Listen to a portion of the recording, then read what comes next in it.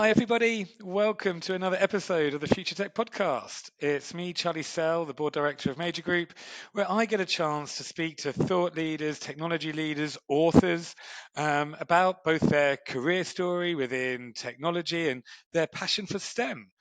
I am really, really pleased to have Anne Currie with me today.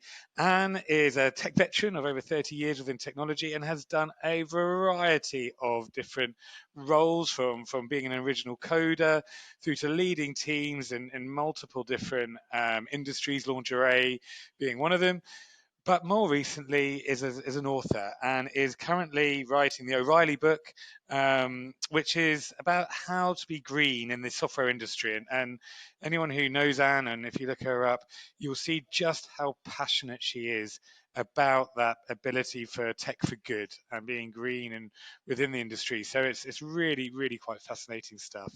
So Anne, welcome to the Thank podcast. you very much. It's delightful to be here.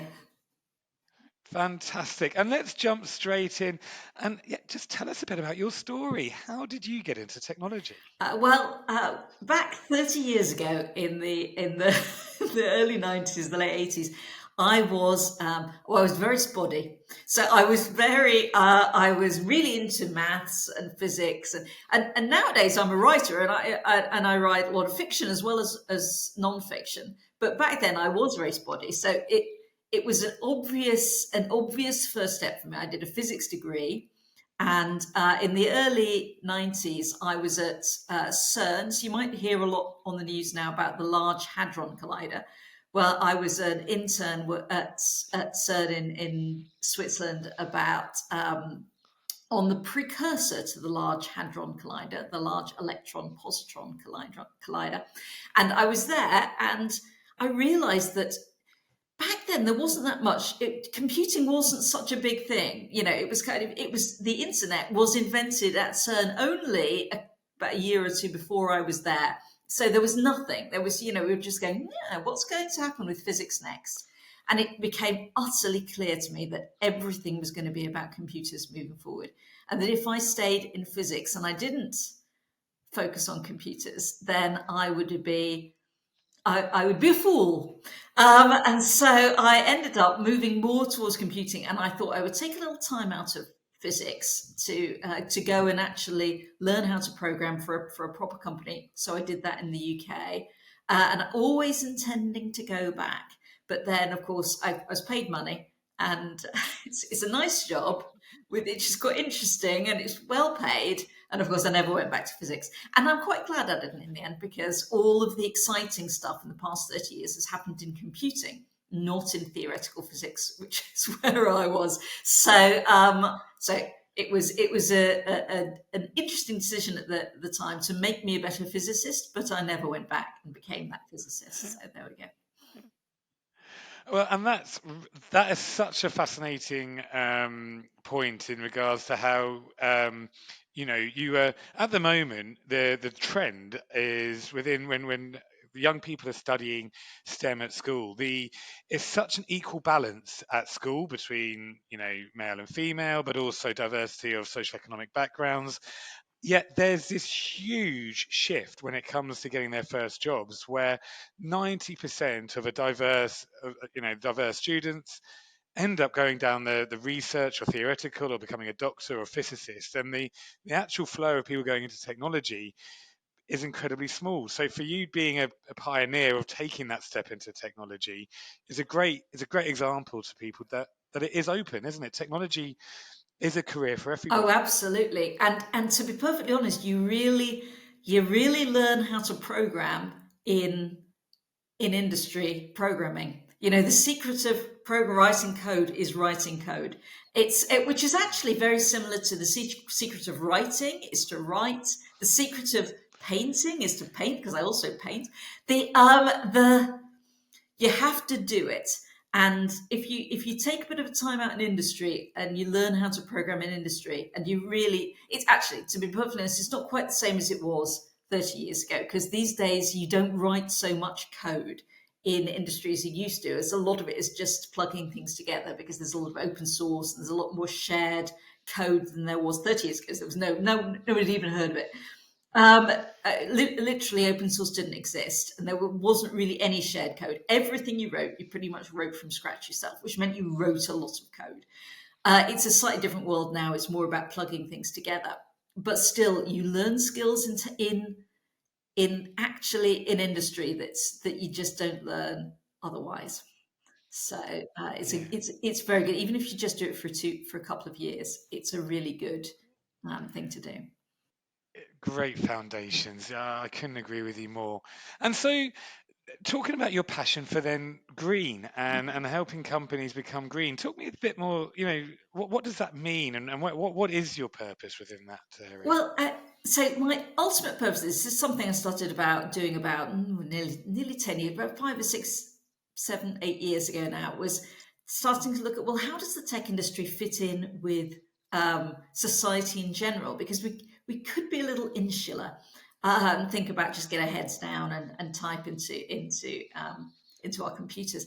And I was asked by the Register, which is a big newspaper for the tech industry, to write a little bit for them about why there aren't more women in. And I did quite a lot of research about why there weren't more women, and a lot of minority, not just women, but just oddly enough, there was just kind of a, a subsection of men who tended to be in it, not everybody. Even though it was a really good job and it was nice, and it was fun, it was very flexible and very time flexible, which so should work very well for women, especially and people with all kinds of needs.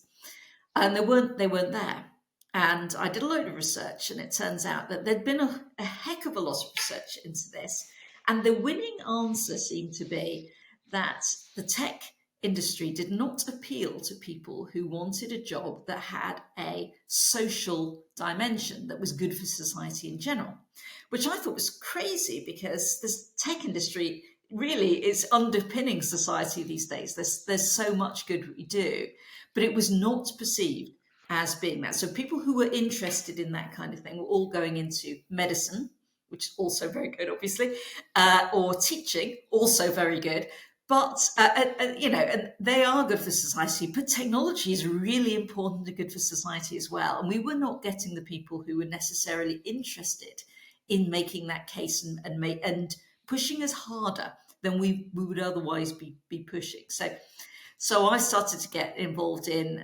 I do a lot of speaking at conferences and organizing tech conferences and writing books and writing all kinds of things. And I just started making a lot more noise about that because I realized that we do a lot. There's no reason why people should. In fact, quite the reverse. We do loads, but we could do more.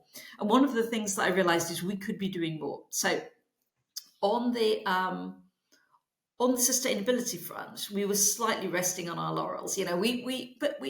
Because obviously there's no obvious big trucks driving around in the tech industry, or people. There's not.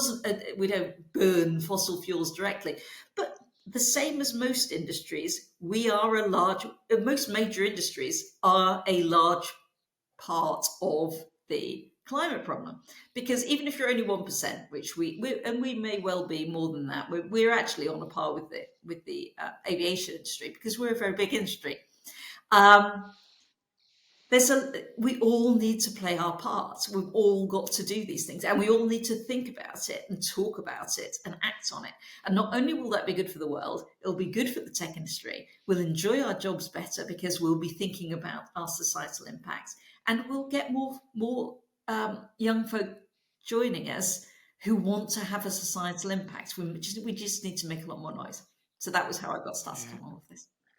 And to see your passion for the subject, it's refreshing and it's lovely because it's so clearly an authentic purpose that you have.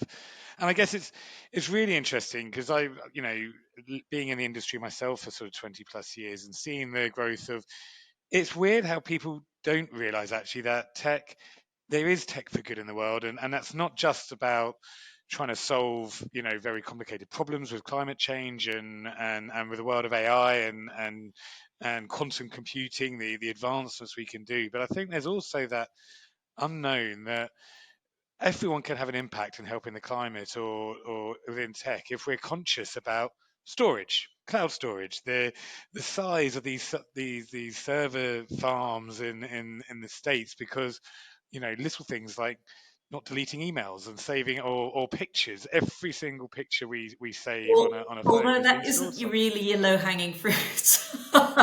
Is it No, not? in many ways, deleting things is the wrong thing to do because the folk who store the data, well, don't store data. If you're a big company, don't store data that you don't need to do, and don't have it in accessible locations, because actually there's a big difference between where the data is readily accessible or just long-term storage and nobody looks at it.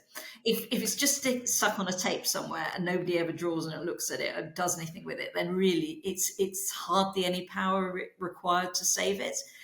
But oddly enough, when you delete it, you access it. So, so in some ways, you almost certainly cause more damage by deleting things than you did by. But the best thing is to not save things. And for individuals, this is not an individual that move. This is a companies need to be thinking about Yeah, what are their long-term storage. Don't have databases, as the data in databases is much more of an issue than data in flat storage, because that can be just stuck on tape and go away, and fundamentally it's never accessed again. It's quite minimal. It would be ideal if it wasn't there, but it's quite minimal. But stuff in databases is actively um, in memory and in computing on servers all the time, and that's what you want to be targeting, and that's not for individuals. So I would say for individuals, your best option is to choose suppliers who are doing this kind of thing. So Amazon, Google, and AWS, AWS, Google, Azure. and Azure are all doing well now. They're all about on a par, but that only really happened, I suspect, because we started to make a big noise about it. You have to be willing to make a noise, and not Yeah. negative noise necessarily, but noise. Show that you care. Display your passion if you want things to happen, because it does make things happen. Yeah, yeah. And so, as a young person, and this is a really, really resonant podcast, because the evolving desires of young people now. 30 years ago or 20 years ago, we could stereotype that most people, when they're looking at their first job, really just cared about what's your tech stack, what's the basic salary, and are you based commutable from it. Yeah, yeah.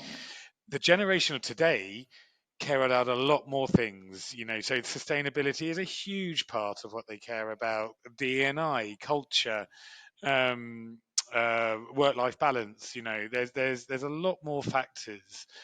So for any companies listening, or recruiters, or for any young person who's quite passionate about wanting to know more, what can an individual do to help with sustainability, or be a positive good in technology? Well, get active and get reading. So there's more stuff coming out. You could read my new O'Reilly book, or when it comes. Actually, it's actually being published as it goes along. The Building Green Software, Fantastic. and that is a collaboration between me, an old person in tech, and two young people in tech.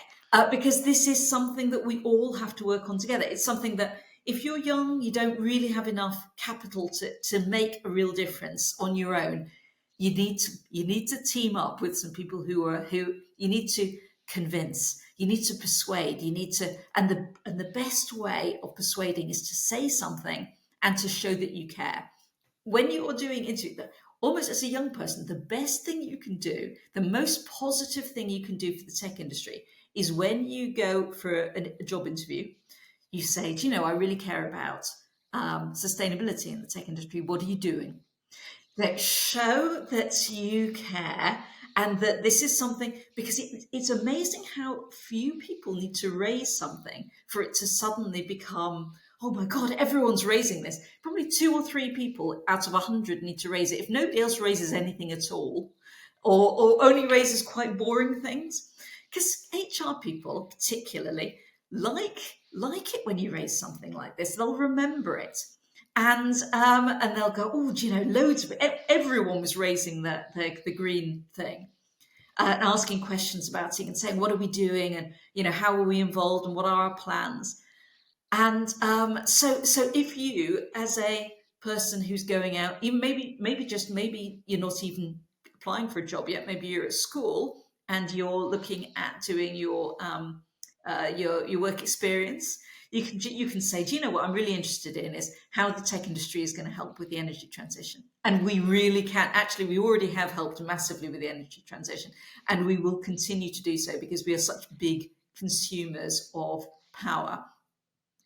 Um, keep asking the questions, display that you care, and that will push things forward. Because humans are we are sociable. We are pro the group. And if you show that the group wants it, the group will get it. But if you don't say anything, you don't get. Yeah, and that's what a lovely, that leads so nicely into, and time flies when I do these podcasts with such interesting, passionate people because, it leads so nicely into now the part of asking, getting your thoughts on career advice for young people. And that first point of ask the questions, ask intelligent and different questions at interview, and sustainability is such an obvious one to be able to really, if you are genuine and passionate about sustainability, a company will be impressed. They'll want to know that you care about things beyond paychecks and start dates.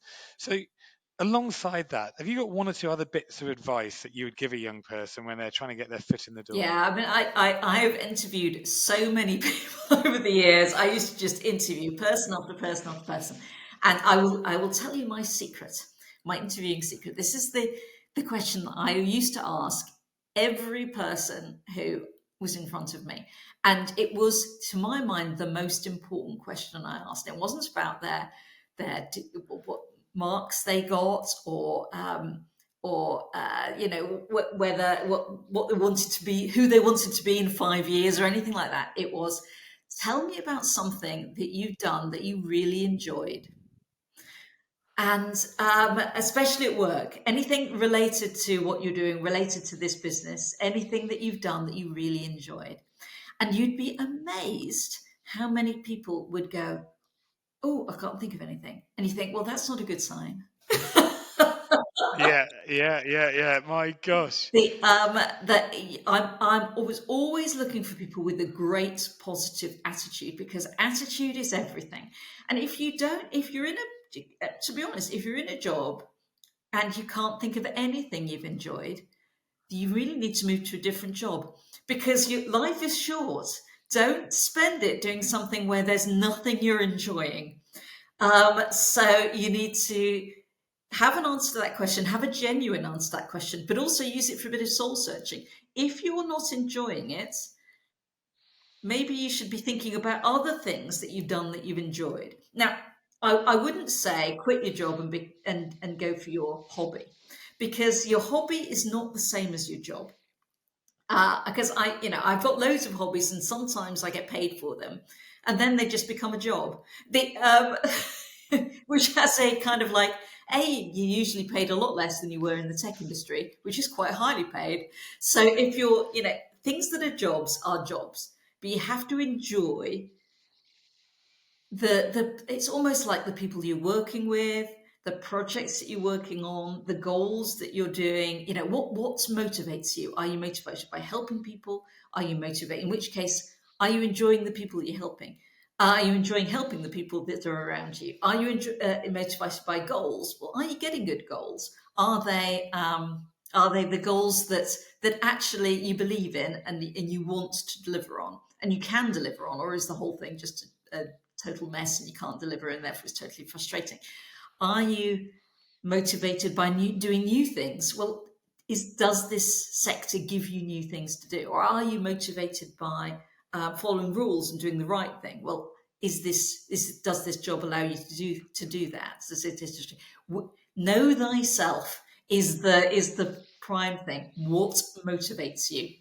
um, and then look for you, and then think about the job, the work that you do, the kind of stuff you're doing, your degree. Are you enjoying that?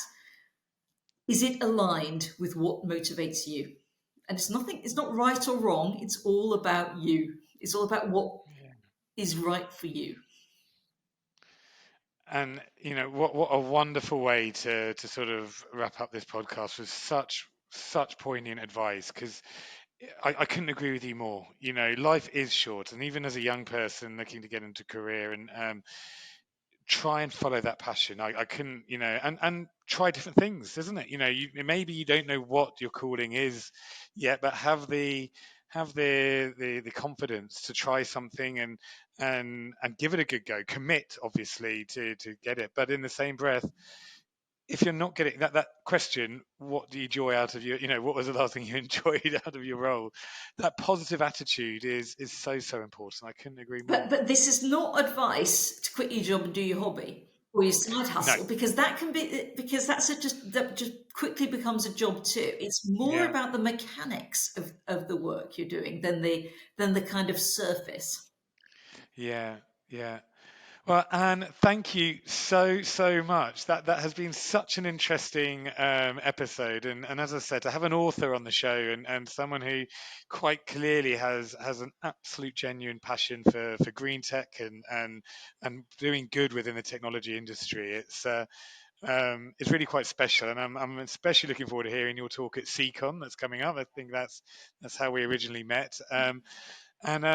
And so for me, I just want to say a massive thank you. Thank you for being on the show. Well, thank you. I've really enjoyed it. It's been really nice to talk about this because it isn't what I normally talk about. So I've really enjoyed it. Oh, fantastic. And to our listeners, that is another episode of our Future Tech podcast. As mentioned at the beginning, it's shared with the STEM Ambassador Association and on our website, majorgroup.com/podcast. So thank you for everyone who's listening or watching the podcast. And this is another episode. Thank you.